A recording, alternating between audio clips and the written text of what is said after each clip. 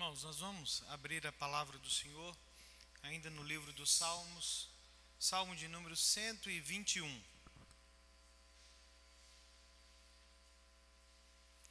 Texto da palavra do Senhor, do livro dos Salmos, Salmo de número 121.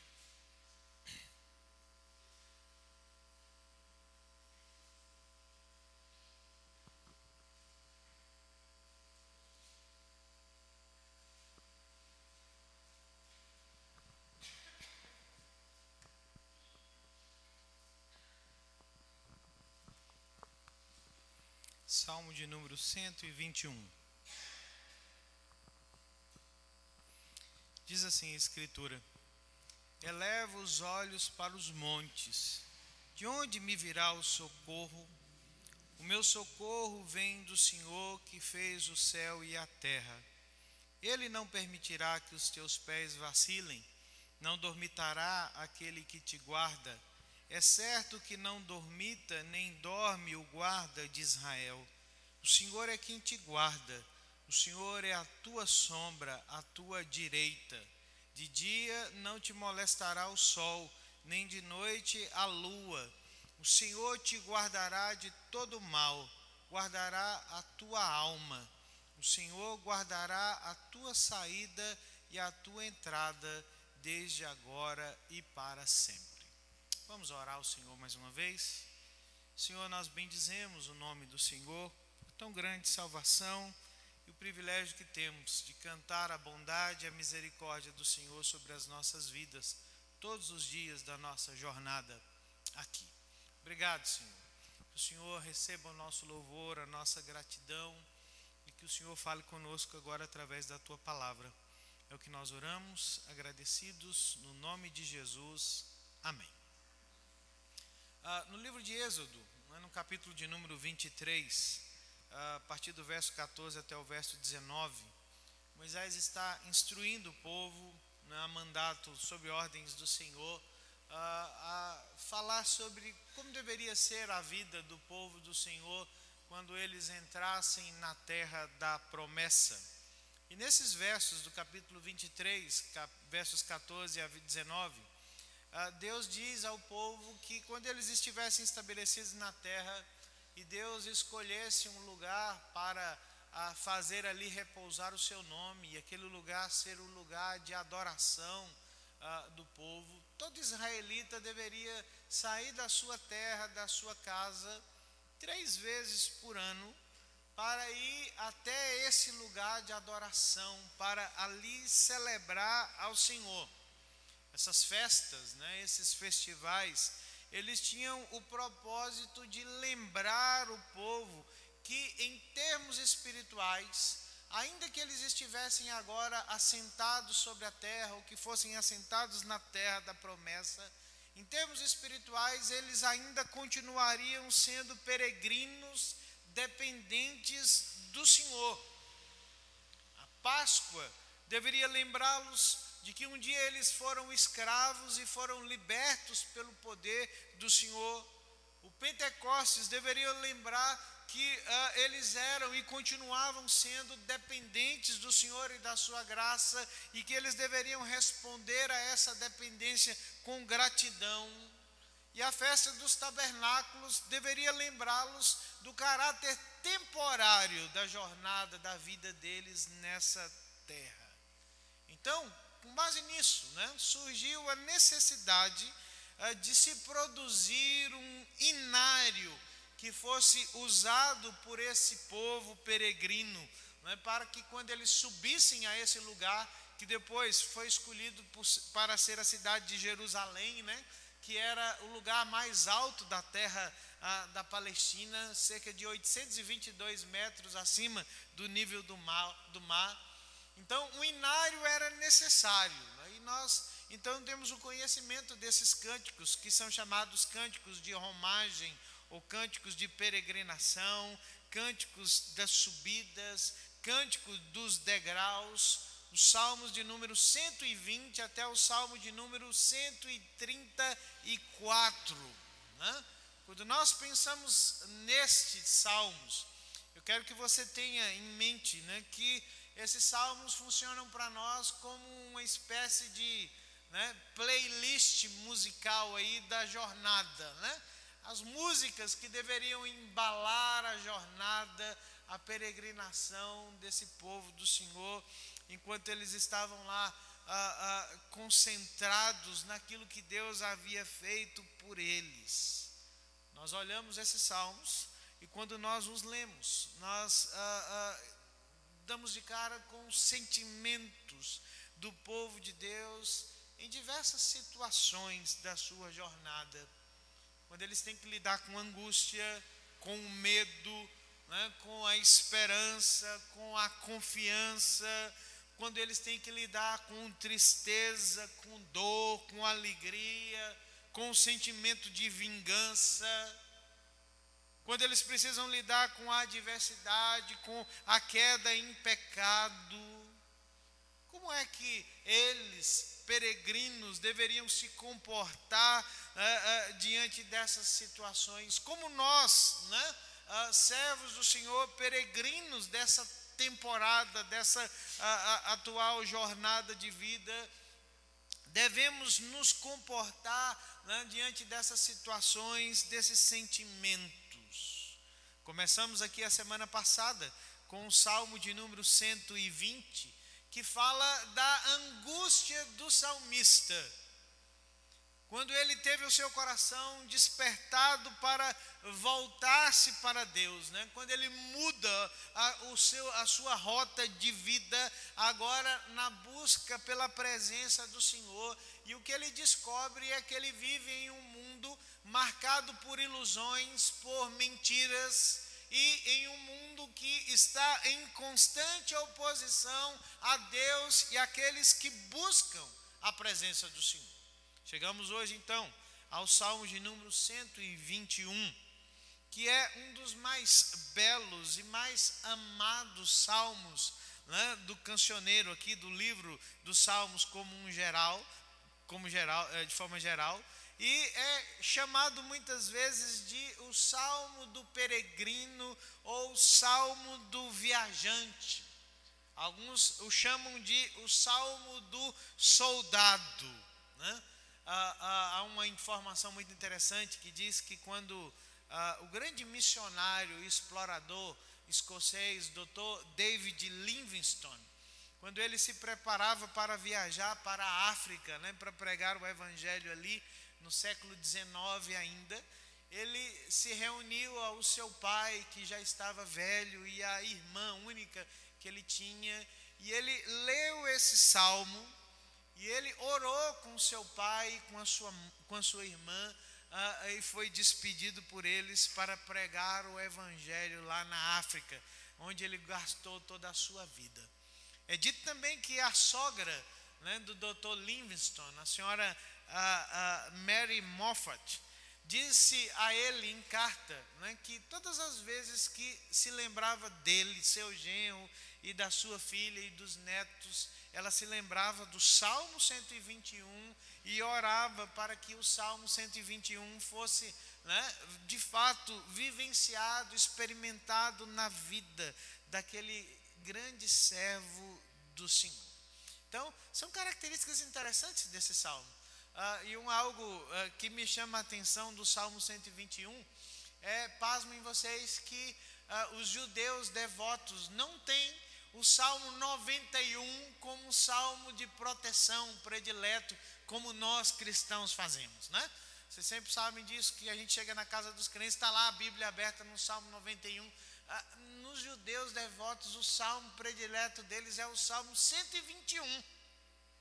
É comum muitas vezes você encontrar famílias judias levando o Salmo 121 para a maternidade, para a hora do parto dos bebês.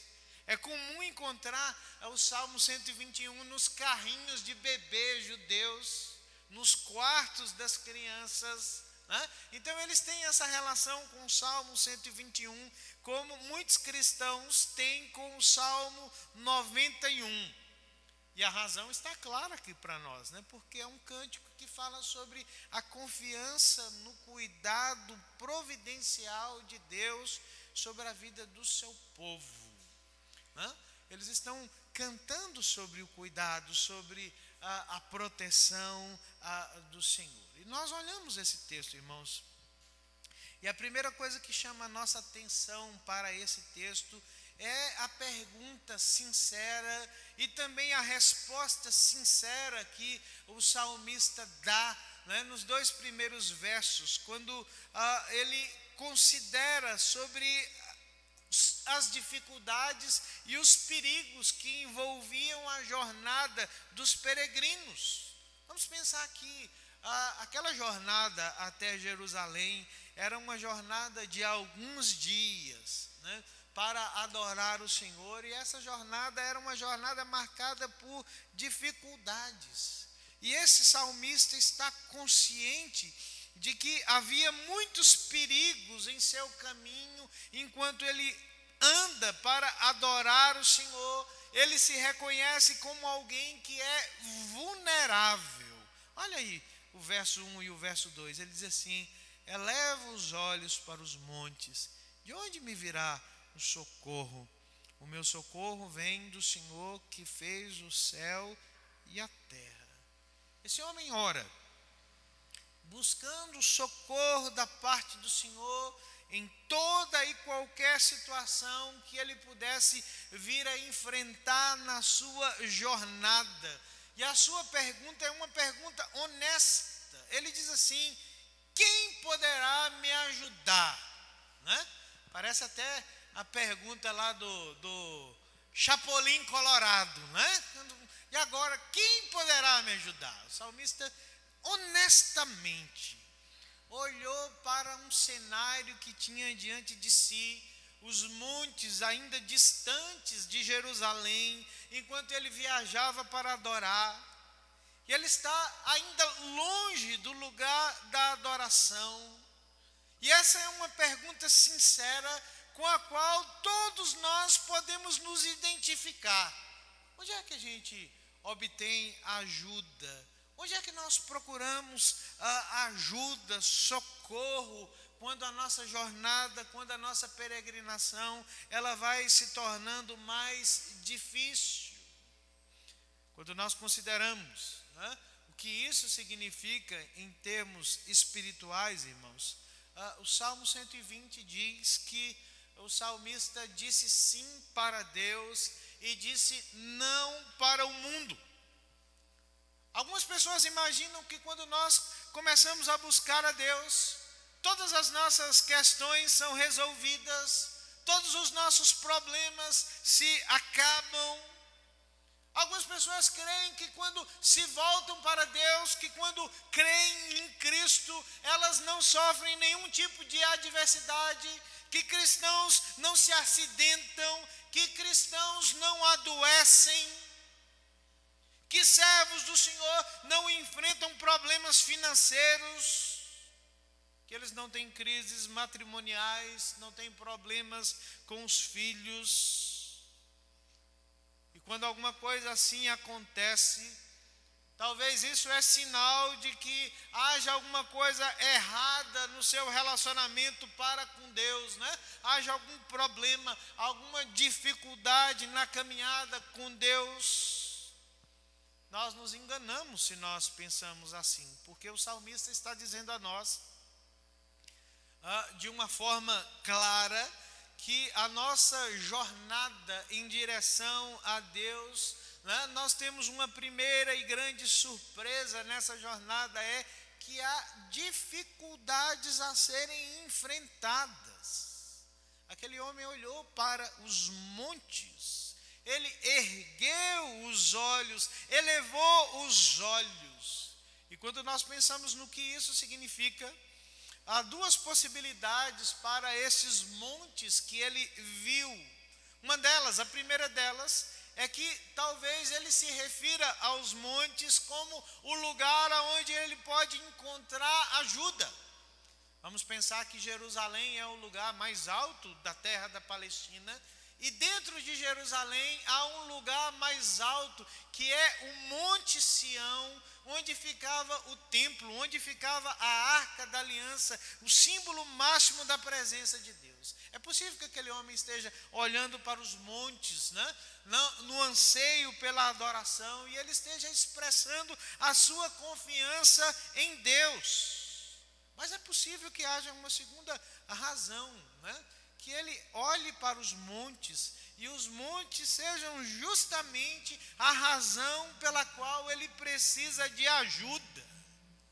Porque os montes eram uma dura realidade para o peregrino. Os montes representavam perigo, representavam ameaças. Os montes representavam padrões atmosféricos imprevisíveis. Alguma coisa poderia acontecer que pudesse abalar essa jornada. Os montes representavam o esconderijo dos ladrões. Os montes eram os lugares prediletos dos animais selvagens, dos predadores. É certo que, olhando para aqueles montes como o lugar onde Deus habita, ou o lugar que representa o perigo, a ameaça, a Bíblia está dizendo que esse homem tem plena consciência de que ele precisa de ajuda. Irmãos, quando nós consideramos o que isso significa, nós precisamos nos lembrar que a nossa peregrinação nessa vida, que a nossa jornada nessa vida é cheia de perigos. Nós lidamos com perigos físicos, com doenças, com enfermidades, com acidentes, com guerras, com catástrofes naturais. Nós lidamos com perigos que são econômicos, o desemprego, a recessão econômica, as dívidas, roubos. Nós lidamos com perigos que são espirituais, dúvidas que às vezes permanecem no nosso coração, pecados que permanecem resistentes na nossa luta por santificação. Nós enfrentamos tribulações, enfrentamos tentações, enfrentamos o mal sobrenatural. Para onde é que nós olhamos em busca de socorro, em busca de ajuda? Considere, a pergunta sincera que o salmista faz: para onde é que nós erguemos os nossos olhos em busca de ajuda? No Salmo 120, que é o primeiro dos salmos de peregrinação e de romagem, o salmista olhou ao seu redor, e o que ele viu ao seu derredor decepcionou o seu coração, porque ele viu um mundo marcado por mentiras. Ele viu que o mundo é marcado por uma língua enganadora, por lábios mentirosos. As pessoas não estão apenas mentindo sobre nós como peregrinos, mas elas mentem para nós.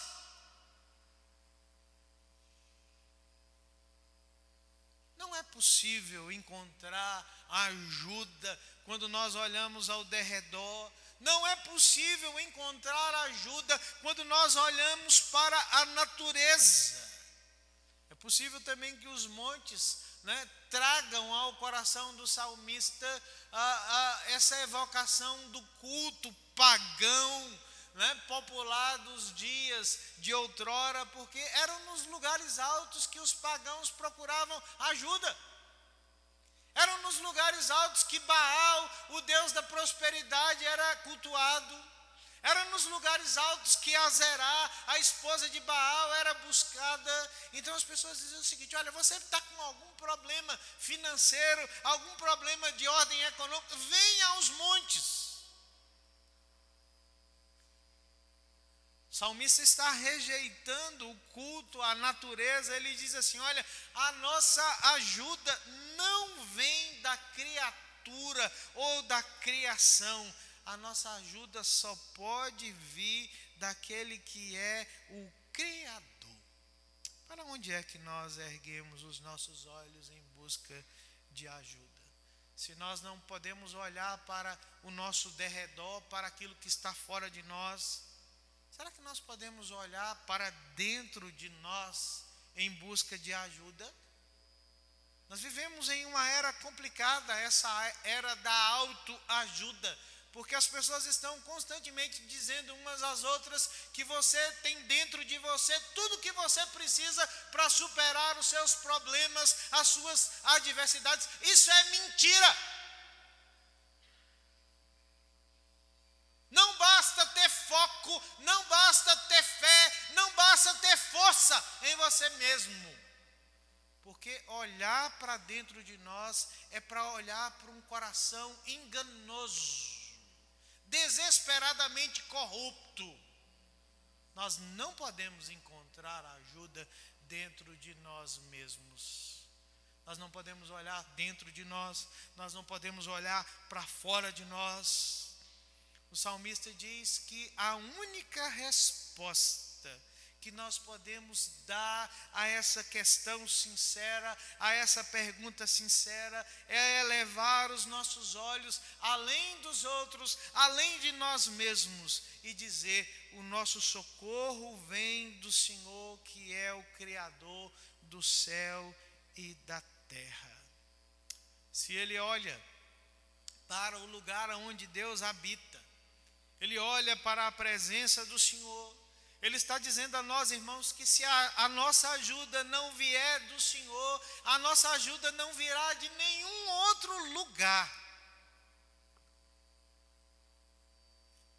A nossa fé deve elevar o nosso olhar além das circunstâncias, erguer os olhos. Na literatura, na linguagem bíblica, na língua hebraica, implica olhar para alguma coisa com confiança, com esperança, com anseio, com desejo.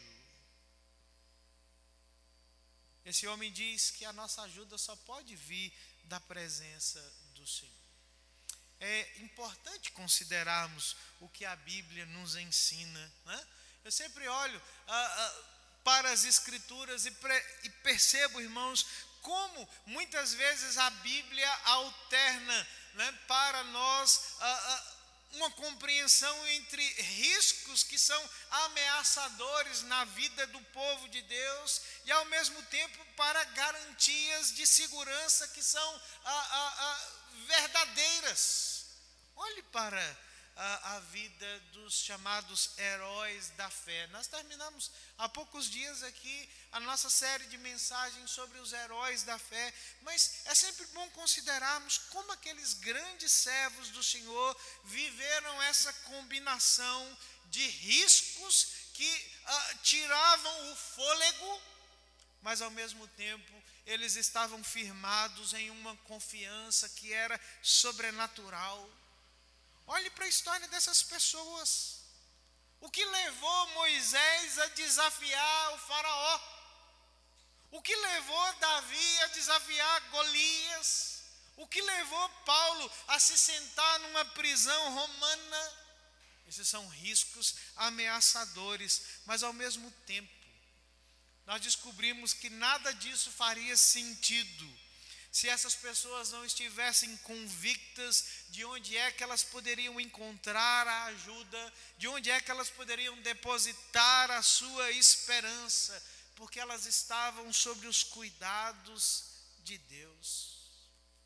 Muitas vezes, irmãos, as nossas próprias circunstâncias se parecem tão ameaçadoras, tão arriscadas, mas a Bíblia diz que nós não somos forçados a enfrentá-las sozinhos.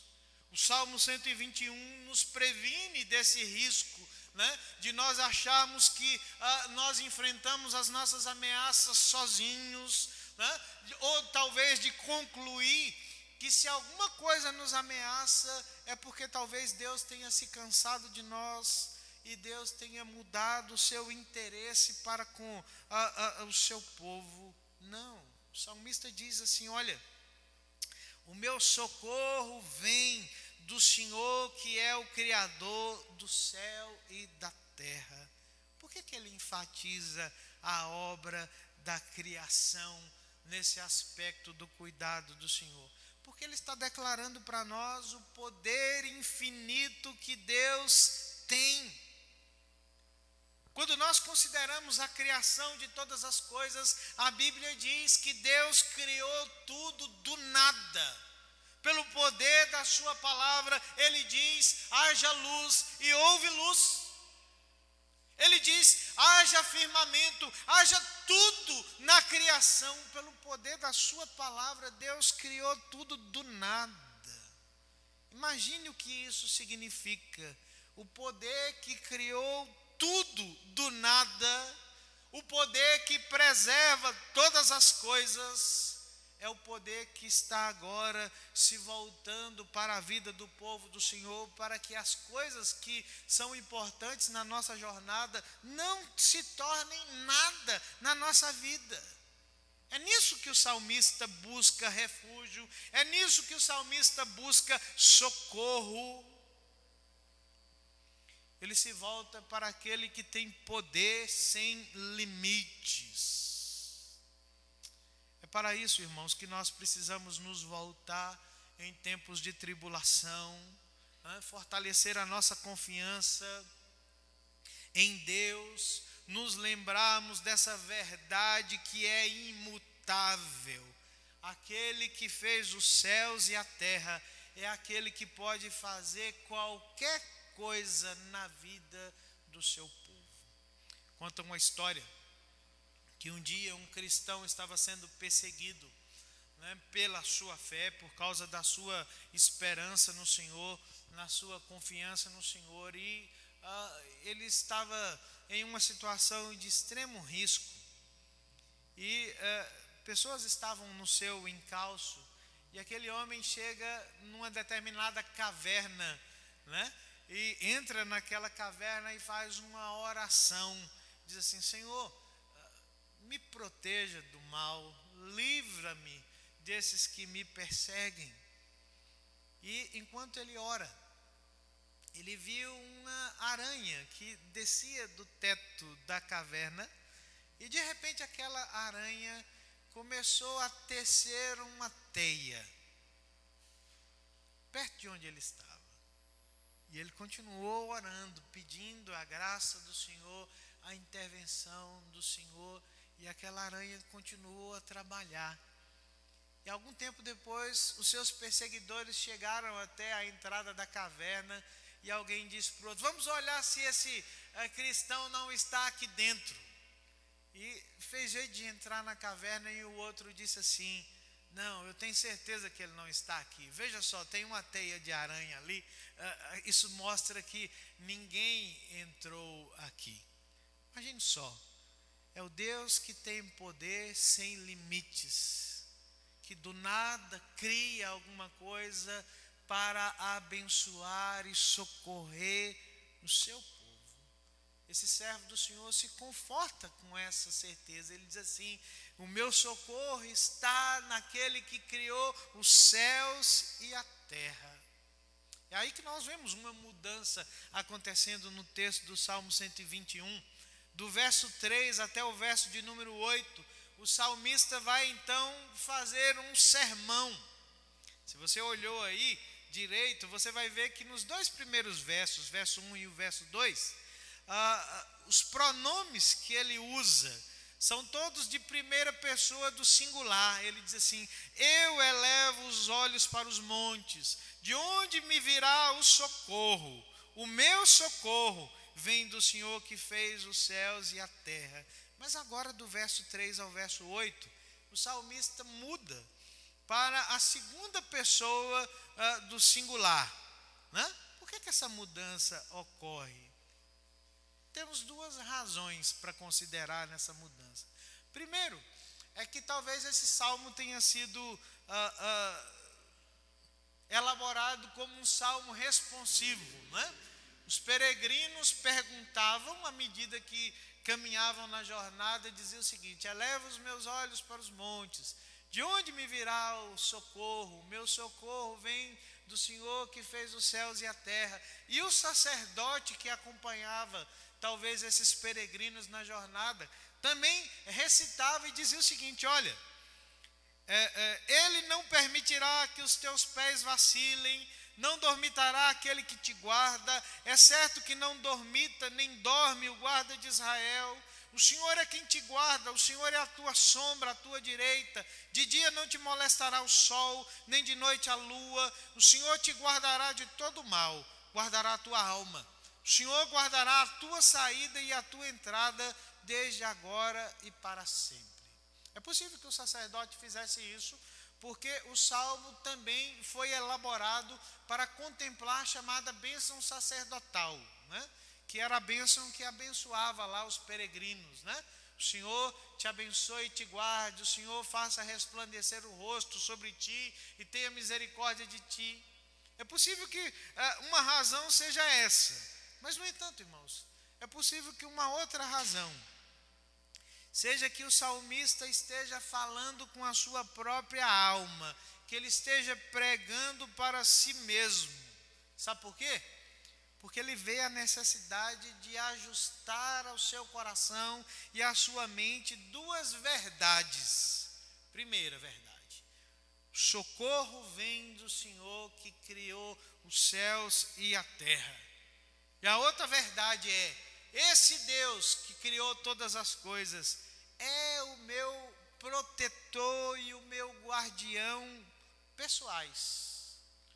Ainda que Deus seja esse Deus de poder infinito, como é que Ele pode se interessar pela minha alma, pela minha vida? O salmista luta, irmãos, para crer que aquele que fez o universo é o mesmo que o protege, que o guarda, que o abençoa. Por isso que 3 vezes ele usa o nome pessoal e pactual de Deus. Ele chama Deus de Iavé, aquele que se relaciona com o seu povo. E por 8 vezes ele fala que Deus é o Deus que guarda, que preserva a vida do seu povo. Ele usa a expressão chamar, que fala sobre o cuidado de Deus. Ele diz assim: Deus, esse Deus que criou todas as coisas, é o Deus cuja ajuda está presente em cada jornada, em cada passo da minha jornada até o lugar de adoração. E como é que Deus então protege? Como é que Ele prega o seu coração sobre a presença e a proteção de Deus? A primeira coisa que Ele diz é o seguinte: olha, eu posso contar com a presença e a proteção de Deus em todos os lugares. Verso 3 e 4, ele diz assim: Ele não permitirá que os teus pés vacilem, porque não dormitará aquele que te guarda. É certo que não dormita nem dorme o guarda de Israel. Por que ele usa essa expressão que o cuidado de Deus é que Deus não dorme, Deus não cochila? Talvez você se lembrará, né, do confronto de Elias contra os profetas de Baal, né, quando o desafio é proposto, né, e durante todo o dia os profetas de Baal se cortam e clamam e gritam, clamando pela intervenção de Baal, e Elias ria e diz o seguinte: gritem mais alto. Quem sabe Baal não ouviu porque ele esteja dormindo. Todas as divindades do mundo antigo eram humanos melhorados, eram seres humanos potencializados. Mas o salmista está dizendo que Deus não é um ser humano especial. Ele é um Deus que nunca dorme nem cochila. Deixa eu contar uma história para vocês. Diz que há muitos anos atrás, muitos séculos atrás, milênios podemos dizer, uma mulher procurou um sultão no mundo árabe com uma queixa.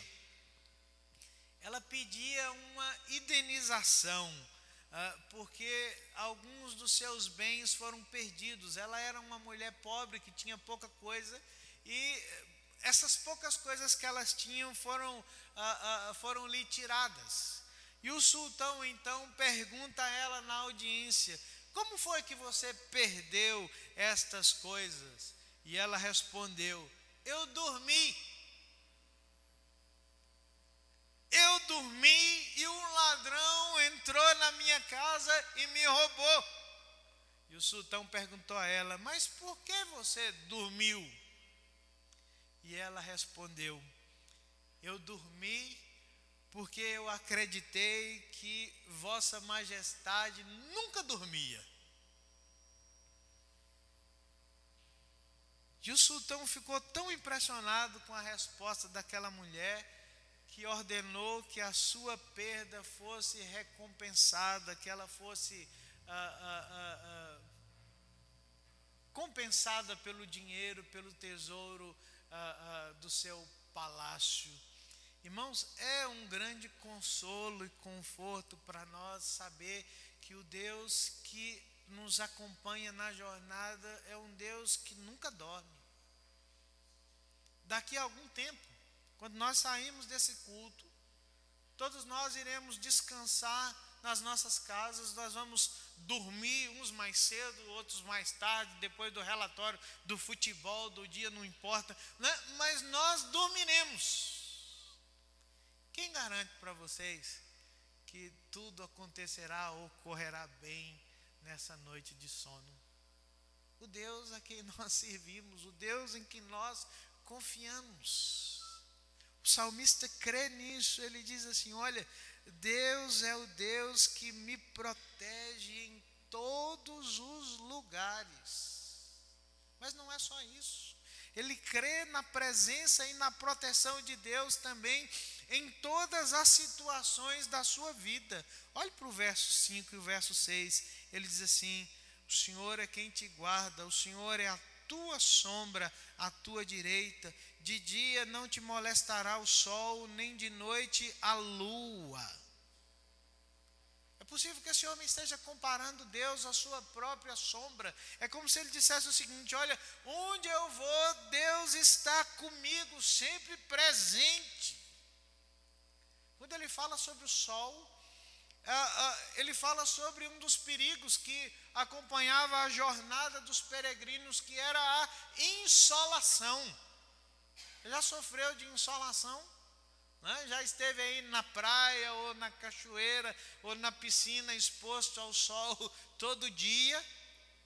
Ele diz assim: Deus me protege do sol, mas Deus também me protege da lua. O mundo antigo tinha um medo extraordinário da lua. É de onde nós conhecemos a expressão lunático.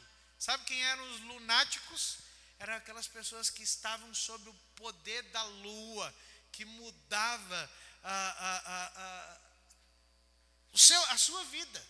Brinquei com o Edsvei ontem que uma das coisas mais interessantes quando eu faço aí saindo com o Davi para colocar ele para dormir no carro de dia, que eu fico escutando o horóscopo dos dias. Por favor, não se escandalize, mas eu ouço o horóscopo, né? E aí eu fico pensando naquilo que o pessoal da rádio fala: olha, a lua hoje está brava com você, né? Ela mudou de casa, então fique esperto com a lua. Fique esperto, a cor da sorte de hoje é xadrez. Como se a cor pudesse alterar o efeito da lua, ou como se a lua tivesse alguma coisa com isso. O salmista diz assim: Deus é o Deus que me protege em todas as situações, seja de dia ou de noite. Lembre-se que uma das coisas que marcaram a jornada dos peregrinos do povo do Senhor no deserto é que de dia uma coluna de nuvens os acompanhava como sombra, e de noite essa coluna de nuvens se tornava uma coluna de fogo que aquecia e que iluminava o caminho do povo do Senhor. É a presença de Deus na vida do seu povo. Há uma história que diz que o missionário presbiteriano escocês John Peyton, ele foi missionário nas Ilhas Hébridas do Sul, lá no Pacífico, né? Uma coisa muito interessante sobre ele: quando ele chegou para pedir a sua noiva em casamento lá na cidade de Glasgow, na Escócia. Ele chegou para sua noiva e disse assim: olha, eu quero me casar, mas eu quero dizer para você que o lugar onde nós vamos é um lugar onde os últimos missionários que estavam lá foram devorados por canibais. Não me parece ser uma boa estratégia para pedir uma moça em casamento, né? Olha, nós estamos indo para um lugar onde só tem canibais, né? Mas ela aceitou. Ela se casou com aquele homem e eles viajaram, né, para o Pacífico Sul.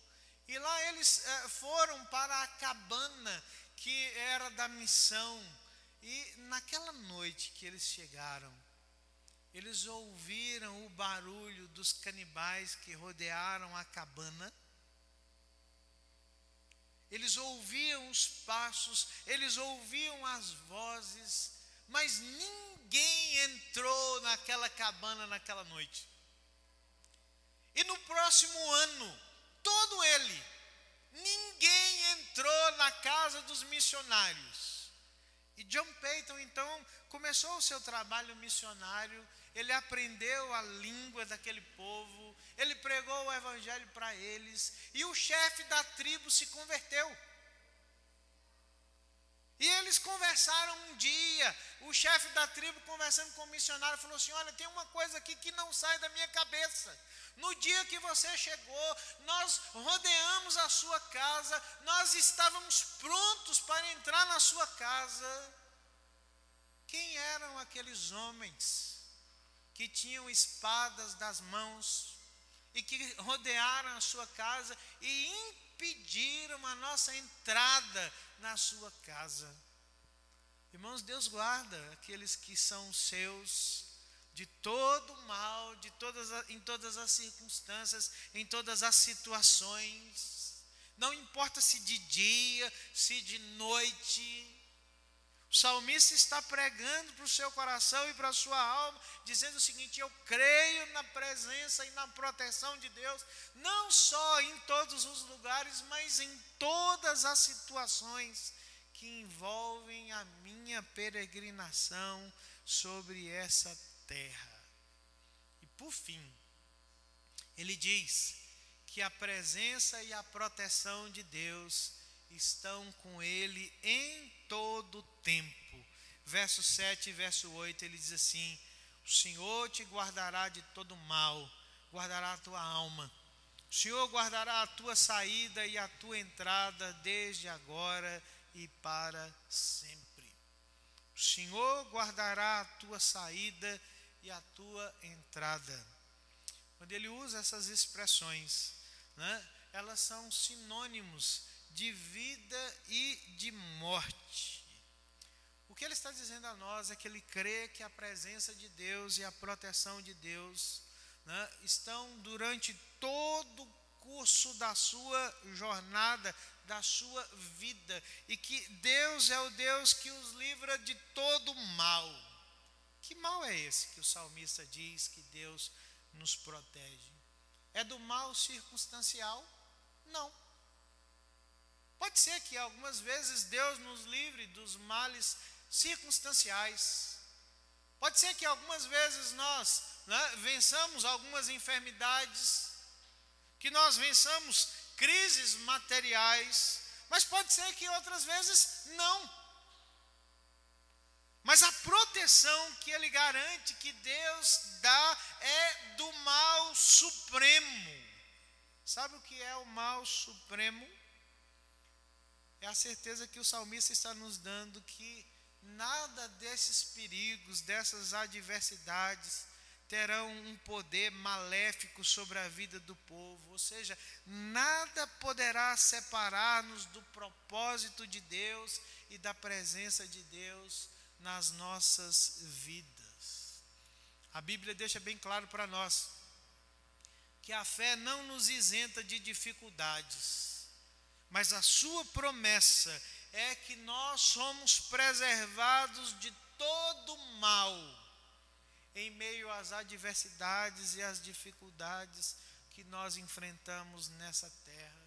Nenhuma dificuldade tem o poder de se colocar entre Deus e as nossas vidas.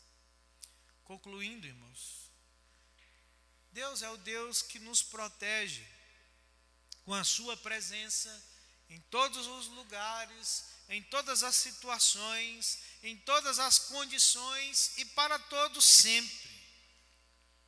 Pode ser difícil muitas vezes confiar em Deus quando nós enfrentamos perigos, quando nós enfrentamos adversidades, circunstâncias adversas. Mas como o salmista fez, nós precisamos lutar para viver na realidade da verdade de Deus para as nossas vidas. Nós precisamos pregar às nossas mentes e aos nossos corações que nós temos um Deus todo-poderoso, o Deus que criou todas as coisas, mas que é o Deus que anda conosco cada passo da nossa jornada. E se Ele estiver conosco, tudo estará bem nas nossas vidas. Um dia houve uma tempestade em um navio, que fazia um percurso da Inglaterra para os Estados Unidos. E era uma tempestade muito séria em alto mar. E todas as pessoas que estavam dormindo foram despertadas por essa tempestade.